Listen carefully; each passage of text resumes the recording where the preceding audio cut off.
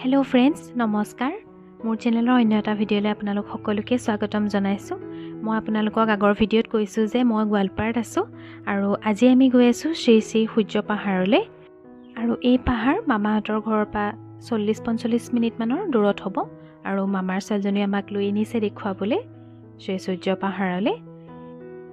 এয়া পাহাৰলৈ গৈ থাকোঁতে বাটত আমাৰ ৰাস্তাটো আপোনালোককো আমি দেখুৱাই গৈ আছোঁ। আৰু এয়া প্ৰথম সোমাইছোঁ শ্ৰী সূৰ্য পাহাৰলৈ, প্ৰথম সোমাই যোৱা গেটখন এইখিনি। আৰু দুই কাষে দেৱদাৰু গছ আছে দেখিছে।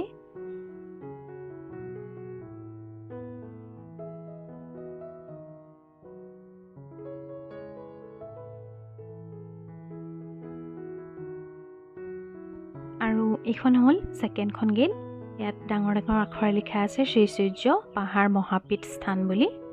আৰু ইয়াৰ মাজেদি আমি সোমাই গৈ আছোঁ। আৰু ইয়াত সোমাই আহিলেই মনটো ইমানেই ভাল লাগে আৰু চাৰিওকাষে দেখিছে সেউজীয়া আৰু বৰ শান্তিৰ পৰিৱেশ, ইমানেই ধুনীয়া ঠাই। আৰু যিহেতু বহুত বছৰৰ পিছত আহিছোঁ, বহুত ভাল লাগিছে।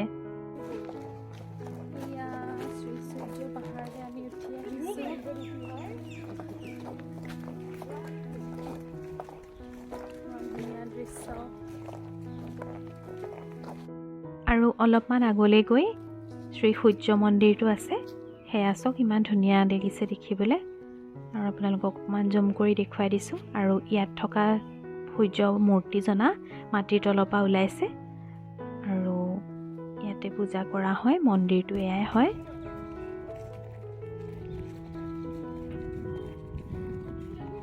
আমি ভিতৰলৈ সোমোৱা নহ'লে ইয়াৰ পৰাই আপোনালোকক দেখুৱাই দিছোঁ। আৰু এই মন্দিৰৰ পৰা আমি আগবাঢ়ি অকণমান ওপৰলৈ গৈ আছোঁ পাহাৰৰ। এই শ্ৰী সূৰ্য পাহাৰখন ঐতিহাসিকভাৱে একমাত্ৰ স্থান য'ত তিনিটা দৰ্শনৰ সমাৱেশ ঘটিছে। ইয়াৰ দক্ষিণ ফালে গ'লে জৈন দৰ্শন, মাজত হিন্দু দৰ্শন আৰু উত্তৰ ফালে বুদ্ধিষ্ট দৰ্শন পোৱা যায়। ইয়াত থকা শিৱলিংগসমূহ প্ৰায় 2000 বছৰৰ পুৰণি হয়। আৰু এই সূৰ্য পাহাৰখনত 9999টা শিৱলিংগ আছে। আৰু সেইকাৰণে ইয়াক ছেকেণ্ড কাশী বুলি কোৱা হয় ভাৰতৰ ভিতৰত। 1 লাখ শিৱলিংগলৈ মাত্ৰ এটা কম। ইয়াত থকা প্ৰত্যেকটা শিলতেই শিৱলিংগ দেখা পোৱা যায়। আৰু এয়া আমি আগলৈ গৈ আছোঁ। ইয়াত দক্ষিণ ফালে জৈন দৰ্শন দেখিবলৈ পোৱা যায় আৰু আমি সেইফালে গৈ আছোঁ।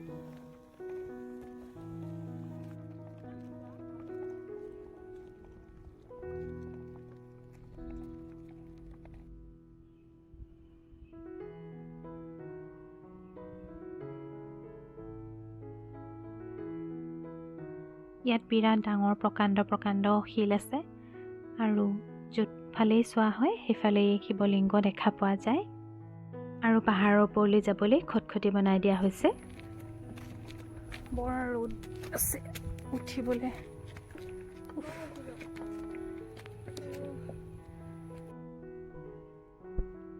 ইয়াত আগতে স্থাপত্য বিদ্যালয় আছিল,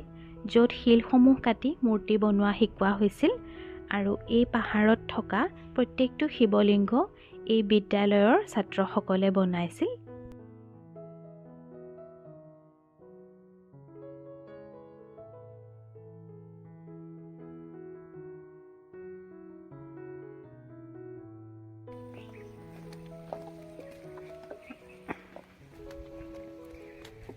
কি ধুনীয়া দৃশ্য শ্ৰী সূৰ্য পাহাৰৰ। এয়া দেখিছে শিল আছে, প্ৰকাণ্ড শিল। সেয়া আমি গৈ আছোঁ। চব দৃশ্যটো ইমান ধুনীয়া লাগিছে, মনটো কিবা এটা ভাল লাগি যায় এইখিনি পালেহি।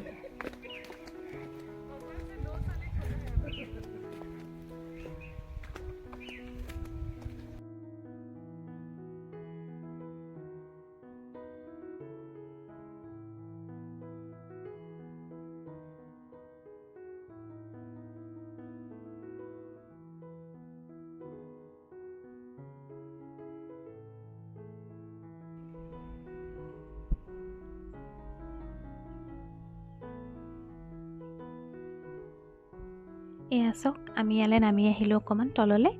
আৰু ইয়াতে অকণ বহিছোঁ আৰু যোনফালে চকু দিছোঁ সেইফালে শিৱলিংগ দেখিবলৈ পাইছোঁ আৰু ইয়াত দেখিছে পাহাৰৰ ওপৰৰ পৰা পানী বৈ আহিছে পাহাৰৰ গুহাৰ পৰা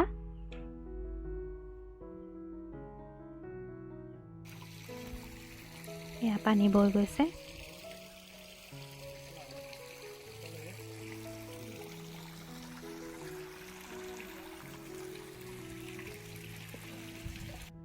আৰু এইখিনিতে বহি ইমান ভাল লাগিছে আৰু এতিয়া অকণমান ওপৰলৈ গৈছোঁ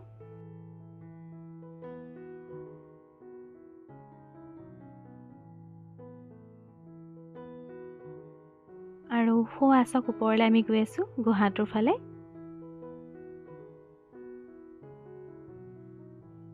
আৰু আমি ওপৰলৈ উঠি পালোহি আৰু ওপৰৰ পৰা চাই দৃশ্যবোৰ ইমান ভাল লাগিছে আৰু ইয়াতে দেখিছে ওপৰত মৌবাহ আছে 3টা মৌবাহ দেখিলোঁ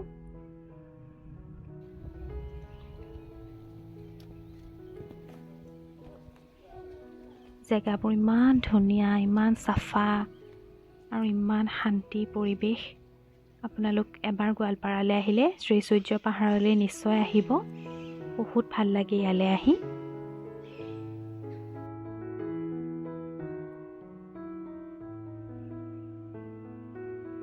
আৰু এয়া আমি গুহা চাই ভিতৰৰ পৰা আহিলোঁগৈ আৰু তাৰ পৰা পানী বৈ আহিছে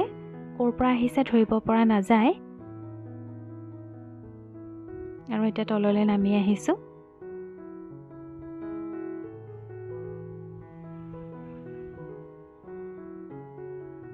আৰু ইয়াত দেখিছে শিলত শিৱলিংগ আছে আৰু সেইটো কাৰণে জোঁটটোত ভৰি দিবলৈ ভয় লাগিছে খুব সাৱধানে খোজকাঢ়িব লগা হৈছে ইয়াত চবতে শিৱলিংগ আছে আৰু কিনাৰতে চাওক গণেশ বাবা আছে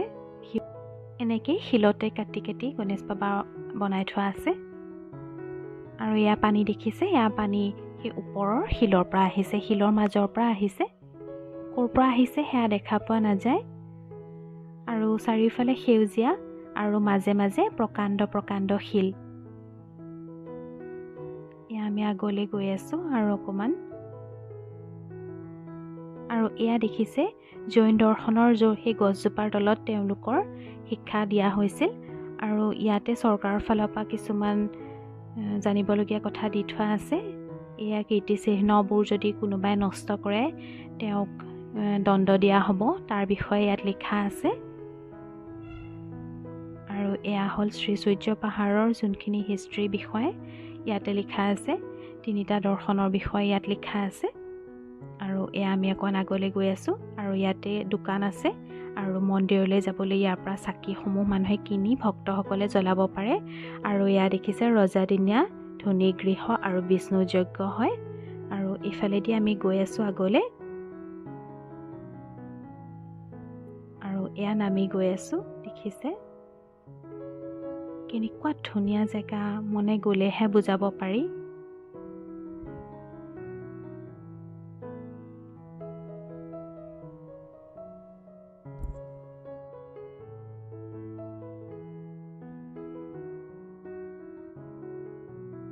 আৰু এয়া চাওক অলপ আগলৈ গৈ আকৌ খটখটি পাইছোঁ সেইফালেদিও যাব পাৰি ওপৰলৈ ওপৰত আকাশী গংগা আছে য'ত আকাশৰ পৰা মানে ওপৰৰ পৰা পানী অহা হয় আৰু সেয়া পানী বহুত পবিত্ৰ বুলি কোৱা হয় আৰু সেয়া পানী খালে হেনো মানুহৰ বেমাৰ আজাৰ ভাল হয় বুলি ইয়াৰ স্থানীয় লোকসকলৰ বিশ্বাস আৰু আমি ইয়ালৈ গৈছোঁ যোনখিনিত শ্ৰীকৃষ্ণৰ দশভুজা আছে দশভুজা মানে শ্ৰীকৃষ্ণৰ দশাৱতাৰৰ বিষয়ে বৰ্ণন আছে আপোনালোককো দেখুৱাই গৈ আছোঁ বলক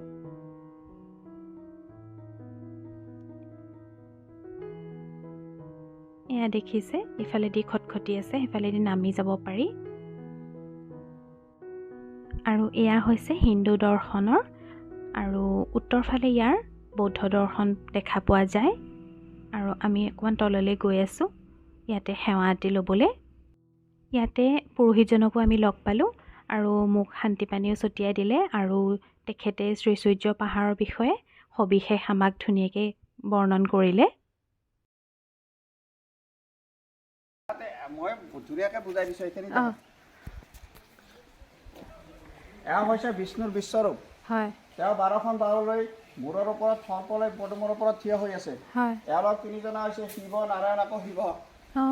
এয়া ন এওঁৰ মাজত গণেশ এওঁলোক হৈছে হৰিহৰ হয় এই 5জন এইফালে আহা অকণমান আহিব লাগিব এওঁ হৈছে অৰ্ধনাৰীশ্বৰ আধা পুৰুষ আধা মহিলা পিছফালে যে আছে হয় লগৰ এজন বৈষ্ণৱ এওঁলোক দুজন হৈছে জয় আৰু বিজয় ঈশ্বৰৰ দুৱাৰপাল এইটো কৃষ্ণৰ পদচিন এইটো ইয়াত ওচৰত এইটো দেই মই জুম কৰি দেখাই দিছোঁ এয়া ন এইখিনি ইয়াত চাৰিওফালে শিৱলিংগ আছে শিৱলিংগৰ মাজত বিষ্ণু যেতিয়া ডাঙৰ হৈছিল কৃষ্ণ যেতিয়া ডাঙৰ হৈছিল তেতিয়া তাৰ ডাঙৰ এইটো পদচিনটো তাত আছে যুগল ধৰ দেখিছে ক'তা এইটো দেখিছে এয়া ন এইটো ওপৰত এয়া এইটো পদুমৰ পৰা হোৱা কি শিৱলিংগ এয়া ন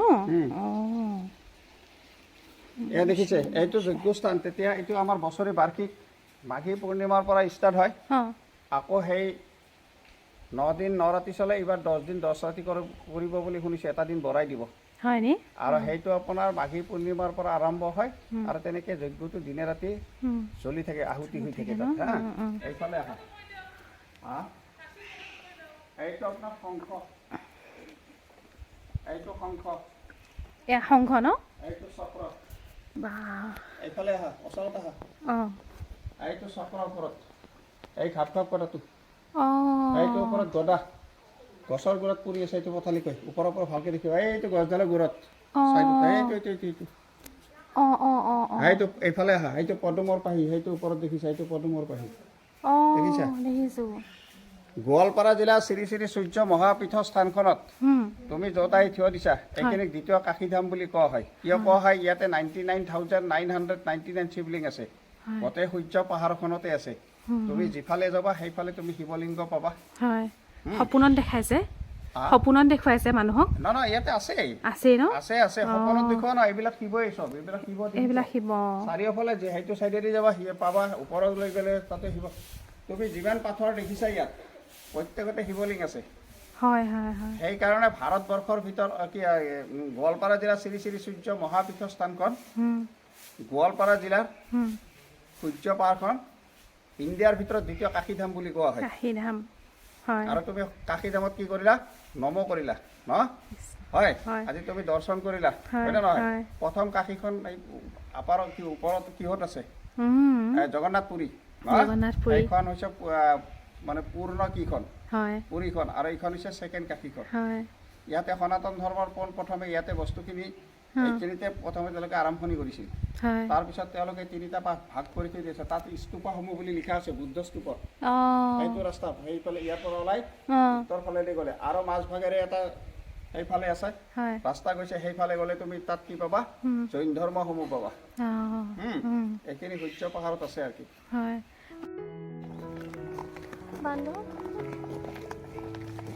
এয়া আমি শ্ৰী সূৰ্য পাহাৰৰ পৰা ঘৰলৈ গৈ আছোঁ প্ৰণাম এটা জনালোঁ বাবাই আশীৰ্বাদো দিলে ভাল লাগিলে মনটো আৰু আপোনালোককো দেখুৱালোঁ কেনেকুৱা লাগিলে জনাব মোক কমেণ্টত আৰু ইয়ালৈ আহি আমাৰ সঁচাকৈ খুব ভাল লাগিলে আৰু মনটো বহুত ভাল লাগিলে পবিত্ৰ লাগিলে ইমান ধুনীয়া ঠাই এখন আৰু এতিয়া উভতি ঘৰলৈ আকৌ গৈ আছোঁ আৰু আপোনালোক যদি আহিব বিচাৰিছে ইয়ালৈ নিশ্চয় এবাৰ আহিব পাৰে বহুত ধুনীয়া জেগা আৰু ইয়াৰ সবিশেষ জানিবলৈ পাই খুব ভাল লাগিলে আজিৰ ভিডিঅ'টো কেনেকুৱা লাগিলে আপোনালোকে নিশ্চয়কৈ কমেণ্টত জনাব আৰু যদি ভাল লাগিলে মোৰ চেনেলটো লাইক শ্বেয়াৰ আৰু লগতে ছাবস্ক্ৰাইব কৰি দিব আকৌ এটা নতুন ভিডিঅ'লৈ আপোনালোকৰ মাজলৈ আহিম আজিলৈ আহোঁ ধন্যবাদ